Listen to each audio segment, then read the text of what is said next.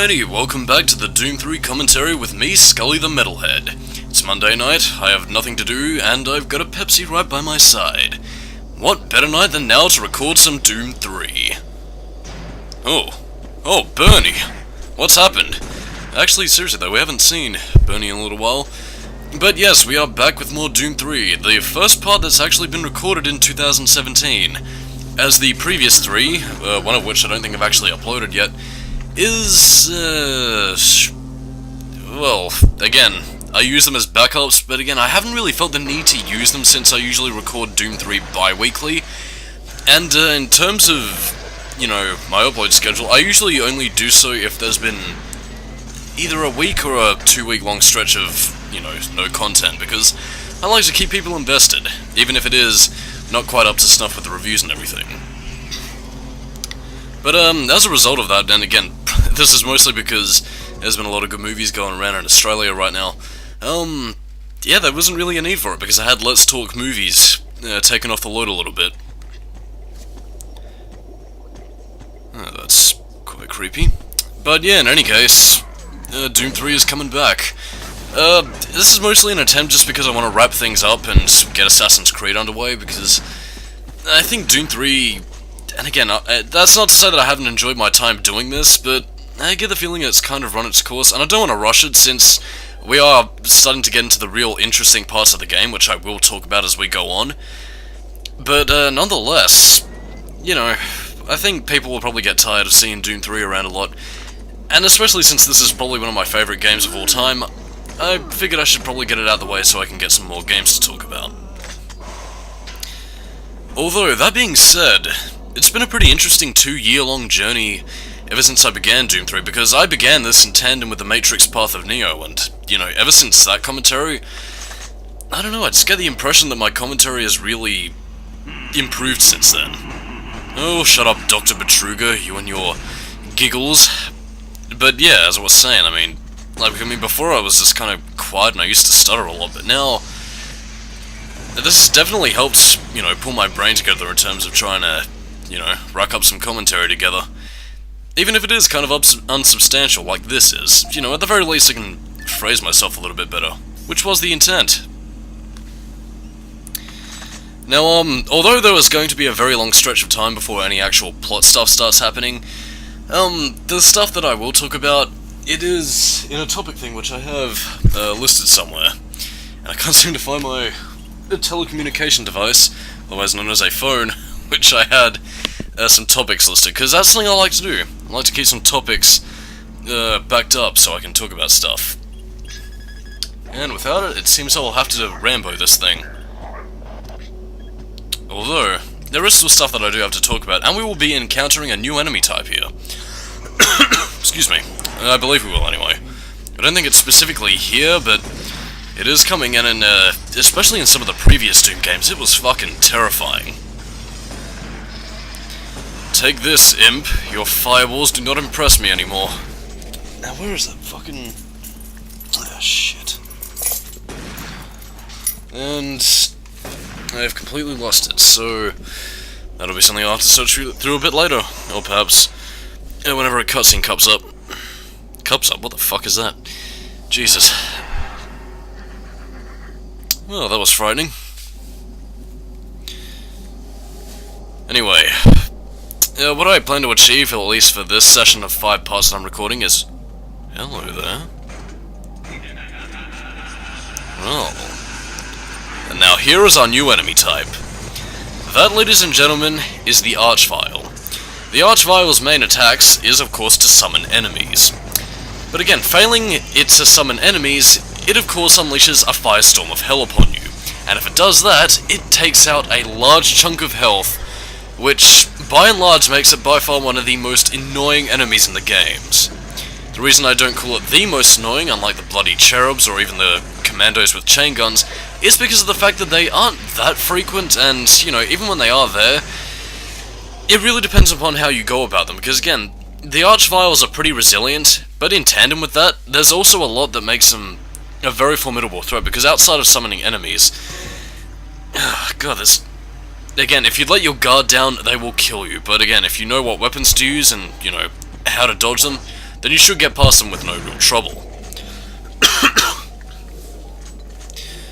However, in addition to that though, and again, something I will briefly touch upon as far as the other Doom games are concerned, I found the ones in Doom 2 a little bit scarier, if only because of the sound design they had, or at least I suppose the MIDI version of that.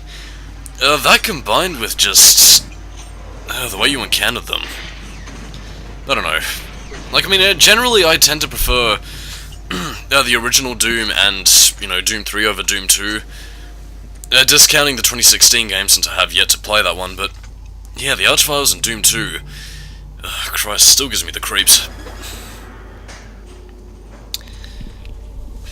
Anyway, coming up shortly is the first stretch of long cutscenes, so... oh god. This is the section that actually used to give me the most shit when I was first playing. And of course, you can just, you know, ditch inside there, and you'll avoid the Archvile completely. Pretty cool, huh? How frightening. Interesting. Anyway, here's a cutscene, so I shall remain silent, and you can enjoy the cutscene while I help myself to some Pepsi. Ah, you surprised me. I'm glad to see you. I would have hoped they would have sent more than just one guy, though. I've been studying one of the specimens we brought back to see if there's something physiological that would be a weakness, a way to stop them. I found nothing so far. Haven't had enough time. I'm gonna stay here and keep looking. It's the only thing I can do. There are combat supplies in the storage cabinet in the next room. The code is 624. I hope you can use it. Okay, I mean, this might be a small thing, but I honestly do like things like this in this game. I mean, it goes to show that even if, you know, the scientists can't fight, they're still trying to find a weakness within the imps and the demons and everything, and... I don't know, man, it just goes to show them using their strengths to their advantage, and again, even if it doesn't really do anything gameplay-wise, it at the very least shows a little bit of world-building and a little bit of human intuition, which, even though, you know, the scientist is clearly not a soldier, again, I think it's fantastic to see them, you know, trying to be a little bit more proactive about the situation. Again, it's something that I'm kind of surprised you don't see a little bit more of, because, like, I mean, usually in, like, sci-fi movies, you'll see scientists working on the projects, you know, during the calm and everything, but very rarely will you see them in the heat of danger, or at the very least with danger abound, and they're, you know, examining it and trying to look for a weakness. Ugh, excuse me. But yeah, also another interesting thing about the imp's biology, as we could see there from his little dissection, there was heat emanating from what I can only presume to be its organs. I don't know how a demon's physiology works, but, yeah. Yes, grenade spamming. One of my favourite tactics when I used to suck shit in Halo. God, that's a franchise I haven't seen in years. Halo. Should probably get around to playing that again. Yeah, could probably get around to reviewing Combat Evolved at some stage. Hopefully. Anyway, let's see where I left those fucking tangents. There we go, I think it was... Actually, no, I think I had a... There we go, com tangents. Let's take a look. Okay, got my tangents prepared. But yeah, unfortunately, I think it's from this point on that we tend to get a lot more exposition, which I will talk about. However, I do have my tangents handy, and some of them are spoiler-specific, while others are just there to pass the time. Slash, you know, raise some general questions that I have been pretty curious about. Yes, like that. But seriously though, there are some that I have for the portions, and again, I'm just trying to buy time, so... Again, it's a weird thing about commentaries, you have to kind of... And again, I brought this up time and time again when I had nothing else to talk about, but you need to balance things. Or at least from what I found, because you need to find a way to balance, you know, when to talk about, you know, plot-specific and what's going on in the game, and then talk about other things that are relevant to the series. Welcome to the Delta Complex Stasis Chambers. This facility was constructed to house and study the extra-dimensional beings, which were recovered during some of the first teleporter tests originating from Delta Level 3. While little is known about their native environment, the specimens appear to be carbon-based lifeforms with extremely high heat tolerances. The epidermal tissue is extremely resilient to abrasion or incision, which has complicated internal studies. Observational studies have shown incredible strength and agility, as well as the ability for some specimens to manifest and control cohesive plasma masses. The method by which these plasma masses are created is yet unknown. It is believed that the specimens possess a rudimentary intelligence and social structure, as was demonstrated during the first tragic expeditions through the portal. While the cost in human life has been great in acquiring these specimens, we hope to one day complete genomic mapping and begin to answer the many questions we have about these entities.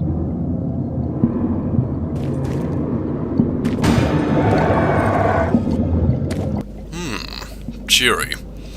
But yes, this is what Delta Labs has found out about the creatures, and you can download all this information to your PDA, and if you, well, depending upon whether or not you're willing to pause the video, should probably just ignore that. Depending upon whether or not you're willing to pause the video, you can read the information at your leisure. I should probably turn the game volume down a little bit, so I apologize for any audio bleeding. But in any case, yeah, there are a bunch of different species here. You can see the imps, the possessed humans, and even a certain enemy type, which, and again, they've been given nicknames as well, like the Lost Souls, and we will also be seeing the remnants of a Hell Knight. A Hell Knight, you say? And it isn't even the traditional one that you saw back in the classic Doom series, no. This is one that's been completely reimagined. Although, while we're on the subject, and again, we do have a little bit of time, so I think I might as well talk about it now. Considering the amount of redesigns that we saw for Doom 3, or at least in terms of the demon types, compared to the classic Doom and Doom 1 and Doom 2 variants, and again, I'm not really sure how this is handled in-universe, but I've always held the belief that there were different species and variants of the same kind of demon. Like, I mean, again, I brought it up before, but, you know, the pinky demon, like, again, we can see the full flesh thing in Doom 1 and 2, versus the mechanical thing in Doom 3. And again, maybe this is just me, thinking too hard about a series that is mostly just, like, fuck yeah, action and heavy metal. But I don't know, I always like to believe that there was, you know, many different variants that Hell could produce, because, I mean, if Hell is conceptually meant to be a very dark place, and, you know, twisted as part of our minds or whatever, you know, created for suffering, or, you know, from whatever the biblical context is, I think there could be an infinite variety of, you know, demons that take upon a similar concept, but have a very different shape to represent that. I don't know, maybe I'm just not making sense, but there's just something so intriguing about the different species of, you know, Doom creatures.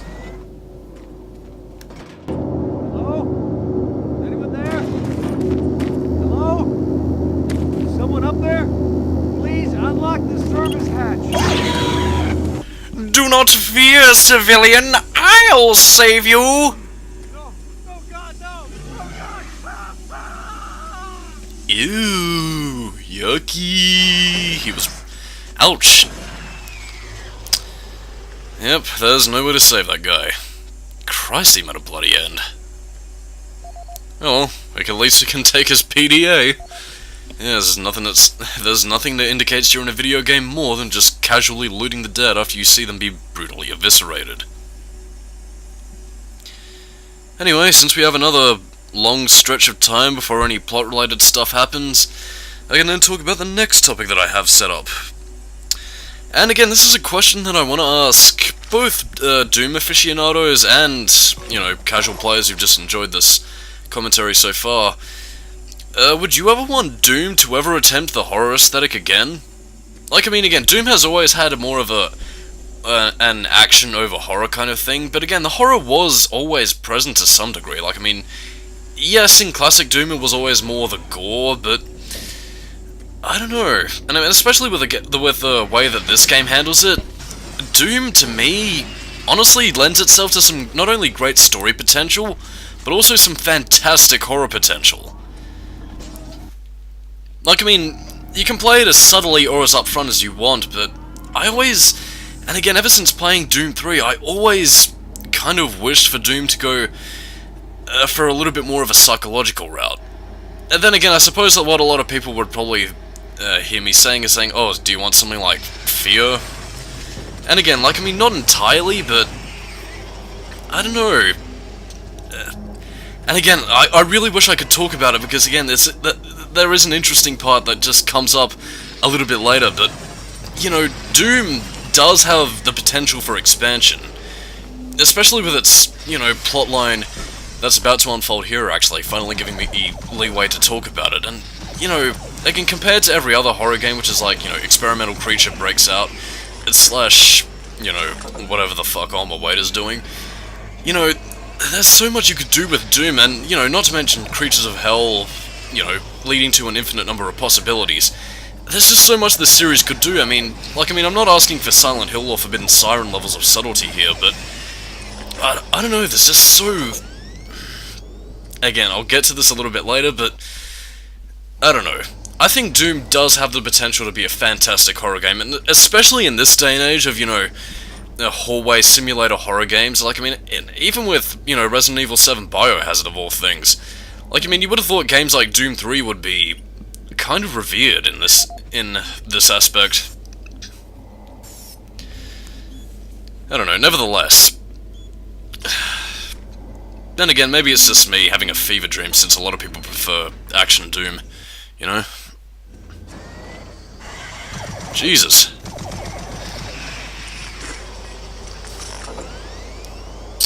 I don't really have much more to say about that. Like, I mean, I can understand why people prefer the more action-oriented Doom games, you know, like Doom 1 and 2 in 2016, being a return to form, but I don't know. And again, you know, like, I'm not going to judge Doom 2016 for being an action game, because again, it has gotten amazing reviews, and I've been really excited to test it out, but I still have to get a PlayStation 4 first. It's just that, you know, in a general sense, I feel like a lot of people really kind of misjudged Doom 3 based on the fact that it just wasn't the action-crazed run-and-gun horror, which, you know, granted, I do prefer as well, but again, and this is probably something that just sticks true to me, is that, again, like, if I see something with a lot of potential for expansion and growth to blossom into something incredible, then, you know, I'm gonna be really saddened that, you know, this series couldn't be fantastic. Anyway. Now, coming up next, we have quite a few... Well, again, coming up next, we actually do get our first... Yeah, we don't listen to that. Coming up next, we do have our first little remissions about, well, basically all the things that Delta Labs was researching. Again, well, again, I can't remember where I said this, but I'm pretty sure I did say that this was probably my favorite segment of the game. But it's also one of the things that's the most story-heavy in terms of aesthetics. And for what reason I will tell you, you will find out right now. What you see before you is a relic codenamed U1, or simply Soul Cube. It was discovered in 2104, located in a geographic region where UAC researchers have unearthed evidence of a long-lost civilization.